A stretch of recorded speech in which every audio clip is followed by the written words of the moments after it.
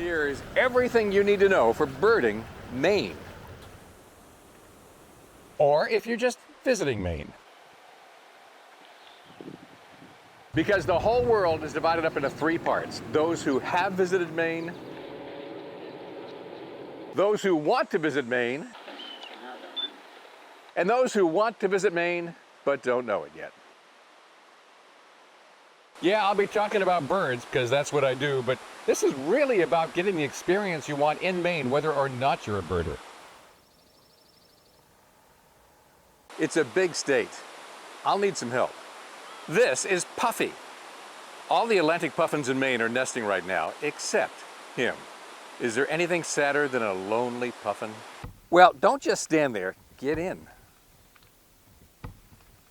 No, you're not buckling up because of traffic. Moose, if we hit a moose, you're going flying. And I've seen how you fly. All right, you good?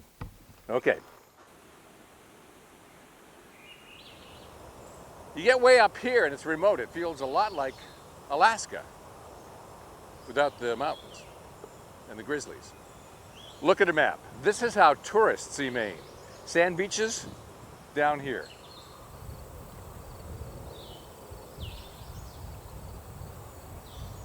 Rockbound coast of Maine, all the rest of the way up here.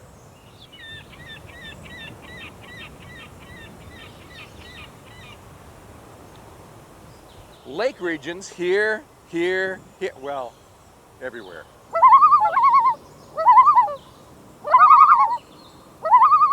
There are some moose down here, but most of them are up here, where I am.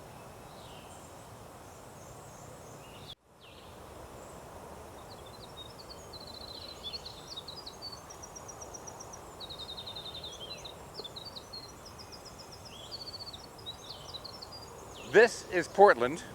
It's the only big city life we have. This is LL Bean in Freeport. Everybody stops here. This is Acadia National Park. Everybody goes here sooner or later.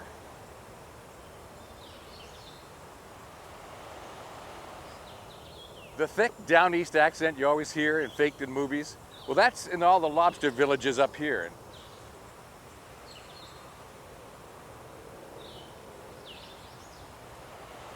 Up here is one big potato in eastern Aroostook County, one big agricultural area where a lot of people still speak French.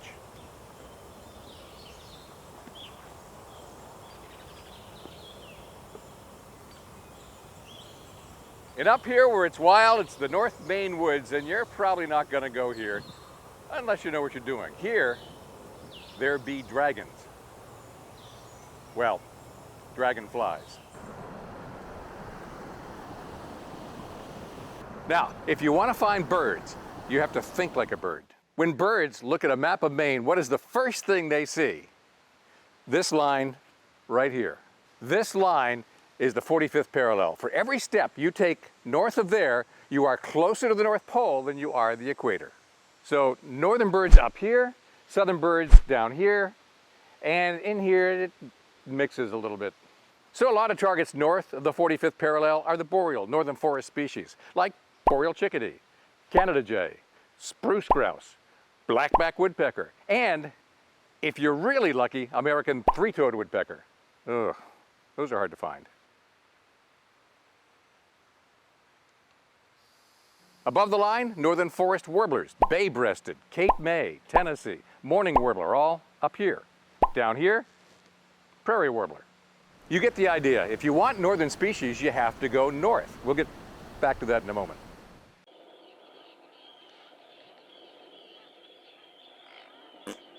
This makes no sense. For puffins, I've got my Costa Rica hat on. What are you laughing at? Maine has over 3,000 islands. There are only 5 puffin colonies. Why? Because the island has to be far enough offshore that land-based predators can't swim out that far. They need an air force like terns to drive off gulls and other predatory birds. They need burrows that they can dig under rocks so they can lay their eggs. And 5 islands are suitable so far.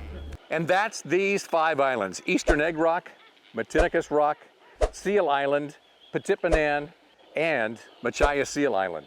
And that last one may be Canadian. just one boat goes to Seal Island. That's the Idaho Ferry out of Stonington. That is a great trip. Let's get on it. The Puffins are 20 miles out to sea from Stonington, but only 8 miles past the end of Idaho. 1/3 of that is Acadia National Park. The entire way is the most scenic archipelago of islands in the eastern United States. Along the way, expect to see pelagic species coming from all over the globe to feed in the abundance of the Gulf of Maine. Sooty shearwaters are up from Argentina and Antarctica. Great shearwaters are up from the Tristan da Cunha Islands in the South Atlantic.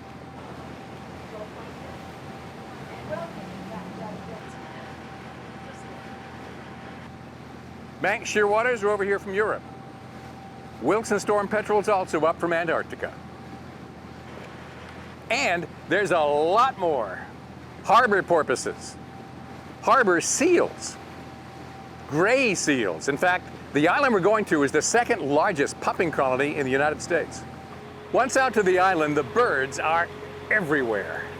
Puffins flying by, puffins sitting on the water,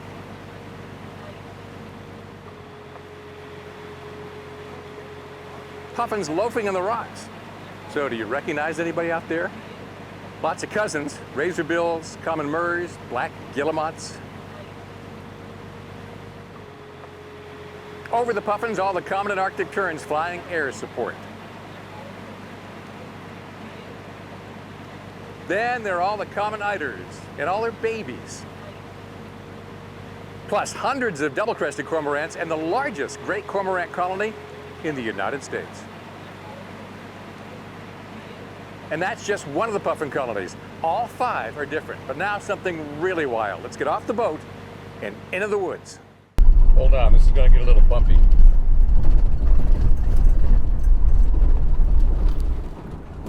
Don't be such a baby. This is no worse than some of your landings. I've seen your landings.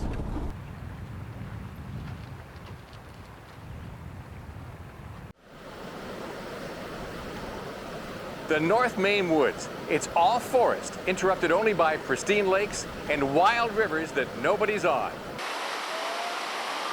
Almost nobody's on. There are logging trucks, and this is where I like to go. However, you have to know what you're doing around timber harvesting operations. There are 2 big exceptions in the North Woods where you won't have any trouble with trucks at all. Baxter State Park, 210,000 acres preserved to be forever wild.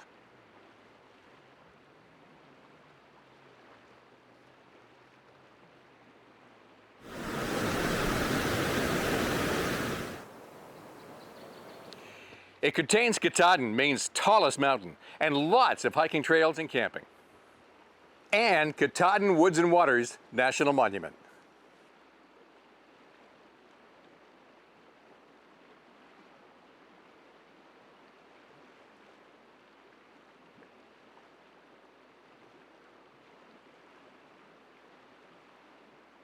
Well, it looks like the bald eagles fledged 1 chick this year.